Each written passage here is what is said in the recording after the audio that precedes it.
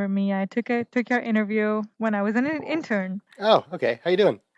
I'm doing good. Thank you. How are you? No problem. I'm doing well.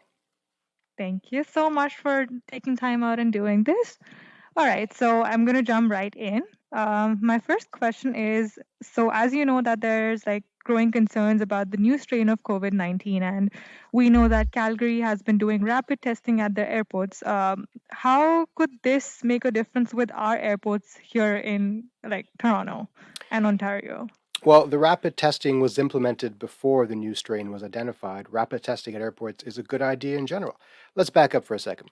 Let's think about what the successful countries in the world have done with this disease. And by successful countries, I mean places like Singapore, South Korea, Taiwan, New Zealand, Australia. They've all done three things well. The first thing is that they acted early and they acted hard. The second thing is they got really good at case detection, meaning they got good at testing and contact tracing. And the third thing is that they patrol their borders for incoming infection and stop those incoming infections from reinfecting their population. So, with that in mind, it's always a good idea to test incoming travelers to prevent them from adding to the burden. Having said that, um, if we have a limited testing capacity, there's a discussion to be had about where to use that testing capacity. Maybe we need to do better surveillance in schools, for example. That's always a positive thing to try out. Another thing to consider is why do we have travel in the first place? I don't understand why there are open skies right now. I understand the need to keep, the travel industry afloat and to have global goods traveling between countries, but casual recreational travel really should be discouraged at the moment. Having said that, because I don't make policy, traveling is happening. What is the role of testing at airports? It's important because we want to prevent people from reinfecting the population, also from importing new infections like this new strain that we keep talking about. The rapid test being used won't distinguish between the old strain and the new strain. That's the first thing. We'll just get, COVID infection, which is good enough because you detect someone who's tested positive and you can act. Now, just because you test negative using the rapid test, it doesn't mean you're not infected. It just means you're not infectious, probably. And frankly, with the rapid tests, they're not great in general. And if you're worried about missing a few cases, you should probably test again in a day or two. And if you test twice, the probability of a false negative go down by an order of magnitude. Even then, the probability is not zero. You're going to get a lot of false negatives. So what do? You have to quarantine those people anyway, probably for a week, if not more. And even the 2 week magical quarantine period we apply to travelers isn't precise, it isn't magical. You're going to miss some people whose incubation periods are longer, right? Because this disease doesn't follow the prescription written in a textbook, it does what it wants to do. Having said all that, is it a good idea to test at the airport? Yes, of course. Of course, we want to prevent re-importing or importing new infection. But testing is not a panacea. It will not solve this problem. We have to do the other things as well. And just because you test negative doesn't mean you can go about your business. It means you probably have a shortened quarantine period, right? So we're in new territory here, and the challenge with the new strain is that because it is likely more transmissible, it can infect a lot more people more easily, and so our containment efforts have to be more stringent, which means we cannot allow people to slip through the net anymore. We cannot give exemptions for quarantine. I mean, there are some quarantine exempt people, military, diplomats, essential travelers, truck drivers, bringing in our goods. That's understandable. But for such people, we need to monitor them even more closely now. And for those people, I really advocate for some rapid testing and frequent testing to make sure they're not importing cases. Now, what does it mean for domestic travel? There probably should be some restrictions on domestic travel, and at the very least, recommending against casual domestic travel. And if you must travel domestically, like if you go to a funeral in an adjacent province, for example, then there should be quarantine and privatized testing. There's a role for privatized testing to play a role here.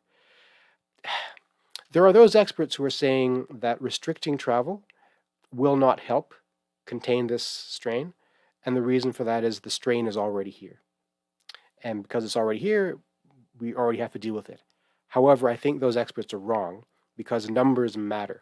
And the number of cases of those new strain, if we can keep them small, we have a better chance of containing them in the short term. Ultimately, in the long run, we're going to be infected by it. It's going to be a prevalent strain here. But the longer we can delay that from happening, the more time we have to build up our infrastructure to prevent it from being a big deal, and the more time we have to inoculate people because we have the vaccine right now. Right? So it would be a different story if we could rely 100% on people's ability to comply with mask wearing and distancing and all that stuff.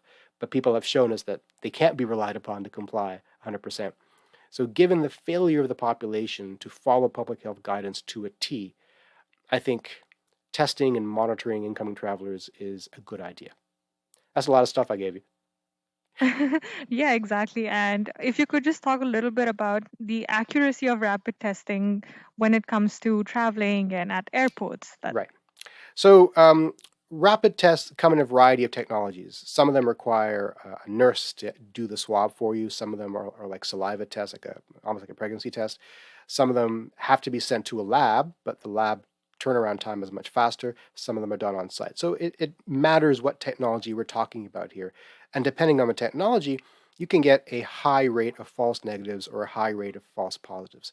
And a high rate is something like a couple of percent. That's high for epidemiological terms, because if you're doing this for tens of thousands of people, you're going to get several scores of false negatives and false positives. We can probably tolerate false positives more than false negatives. So if we think you're infected but you're not, we quarantine you, we prevent you from interacting with people. It hurts you a little bit. Your social life is affected, but we don't affect the population. A false negative, on the other hand, is another story entirely. If we think you're negative but you're not really, and you're walking around freely in society, you are contributing to the caseload. So we cannot tolerate false negatives. Some of these rapid tests have a higher than tolerable false negative rate. What do you do about that? Well, we do this thing called orthogonal or serial testing, where you can test them more than once. And so the probability of that false negative being maintained multiple times is quite low. And if you test negative the first day and positive the second day, we assume you're positive. If you test Mhm. negative twice and positive the third time, we assume you're positive. If you test positive the first day and negative the second day, we still assume you're positive. So we err on the side of positive. That's the one thing you can do. The other thing is, if you were exposed this morning and you're coming into Canada on a flight, and you will test negative, even on the PCR test, but you're not negative. It just takes a while for the viral load to accumulate for you to test positive. So suddenly you think you're free and clear, but a couple of days later, you now have sufficient viral load to be infectious, and you are out infecting people. So the test is not a panacea. It may shorten your quarantine period. So let's say we give you a rapid test before you get on the plane, you test negative, you arrive in Canada, we quarantine you for 5 days. We test you again. If you still test negative at that point, then we can probably lift the quarantine. Right? But if you don't, then you do the full 2 weeks. I think that's the proper way to use these rapid tests, is to shorten the quarantine period, but not to eliminate Mhm. All right. So that's pretty much all the questions I had. And the rest that I had, you already answered that. it. I figured. So thank you so much. I really appreciate that. I hope you have a lovely day. And definitely let Sean know that you were amazing as always. Great. Thank you very much. Bye bye. Thank you so much. Bye bye.